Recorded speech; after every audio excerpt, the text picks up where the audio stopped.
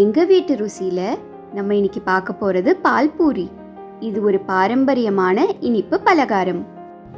இதற்கு முதலில் 1 லிட்டர் பாலை நல்லா காய்ச்சி எடுத்துக்கோங்க. பால் நல்லா கொதிக்க ஆரம்பித்த பிறகு அதிலிருந்து 2 குழிக்கரண்டி பாலை ஒரு பாத்திரத்துக்கு மாற்றி ஆற விடுங்க. இப்போ கொதிச்சுக்கிட்டு இருக்க பால் கூட சிறிதளவு குங்குமப்பூ, 2 சிட்டிகை ஏலக்காய் பொடி, 1/2 கப் சர்க்கரை, 1/2 கப் கண்டென்ஸ்ட் மில்க் சேர்த்து நல்லா கலந்துக்கோங்க. சர்க்கரை மற்றும் கண்டென்ஸ்ட் மில்குடைய அளவை உங்களோட இனிப்புக்கு ஏற்ற மாதிரி கூடவோ அல்லது குறைத்தோ சேர்த்துக்கோங்க. இப்போ பாலை மிதமான தீயில வைத்து அதை குறைந்தது 10 to 15 நிமிடம் நல்லா கொதிக்க விடுங்க. அதன் பிறகு அடுப்பை ஆஃப் பண்ணி பாலை முழுமையாக ஆற விடுங்க. பால் ஆறிக்கிட்டு இருக்க இந்த சமயத்துல பூரிகளை தயார் பண்ணிடலாம். அதற்கு 1 கப் மைதா மாவு, 1 சிட்டிகை உப்பு, 1/2 ஸ்பூன் நெய் சேர்த்து நல்லா கலந்துக்கோங்க.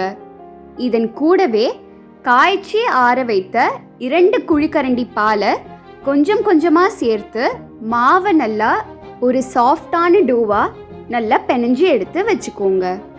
தயார் பண்ண மாவை 5 to 10 நிமிடம் ஊற விடுங்க. இந்த சமயத்தில் ஒரு சின்ன கடாயில் சிறிதளவு நெய் சேர்த்து அதை நல்லா சூடாக விடுங்க. இப்போ ஊறின மாவை 4 to 5 சமமான உருண்டைகளாக்கி வச்சுக்கோங்க. இப்போ ஒவ்வொரு உருண்டைகள் மீதும் சிறிதளவு மைதா மாவு டஸ்ட் பண்ணி கொஞ்சம் திக்கான சப்பாத்தி போல தேய்ச்சி எடுத்துக்கோங்க. அதன் பிறகு ஒரு சிறிய கப் அல்லது குக்கி கட்டர் வைத்து இதை சின்ன சர்க்கிள்ஸா கட் பண்ணி எடுத்து வச்சுக்கோங்க. இப்போ தயாராக இருக்கக்கூடிய பூரி மாவை சூடான நெய்ல சேர்த்து 2 பக்கமும் கோல்டன் பிரவுன் ஆகிற வரையும் மிதமான தீயில வச்சு பொரிச்சு எடுத்துக்கோங்க. இதே போல எல்லா பூரிகளையும் பொரிச்சு எடுத்து வச்சுக்கோங்க. இப்போ பொரித்து வைத்த பூரிகள்ல இருந்து ஒரு பாதி பூரிகளை ஆறின பால் கூட சேர்த்து நல்லா ஊற விடுங்க.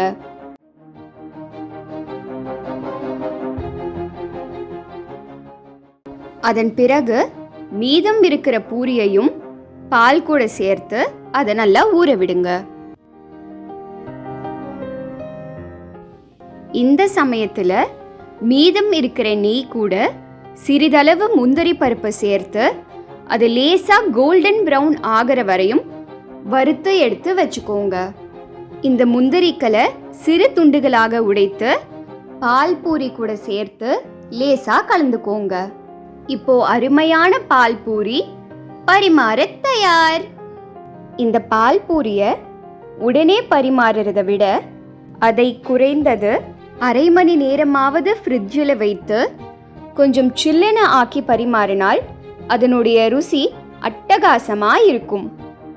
இதை பரிமாறும் சமயத்தில் இதன் கூட சிறிதளவு பாலில் ஊற வைத்த குங்குமப்பூ சேர்த்து இதன் கூடவே சிறிதளவு வறுத்த முந்திரியும் சேர்த்து பரிமாறினால் இதனுடைய ருசி பிரமாதமாக இருக்கும்.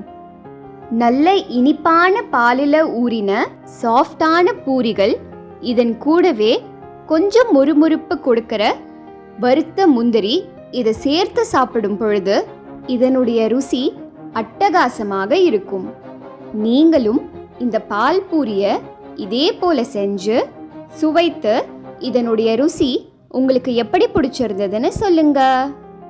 உங்களுக்கு எங்களோட சேனல் பிடிச்சிருந்தா லைக் பண்ணுங்க, ஷேர் பண்ணுங்க, சப்ஸ்கிரைப் பண்ணுங்க. இன்னொரு வீடியோவில் சந்திப்போம். தேங்க்யூ.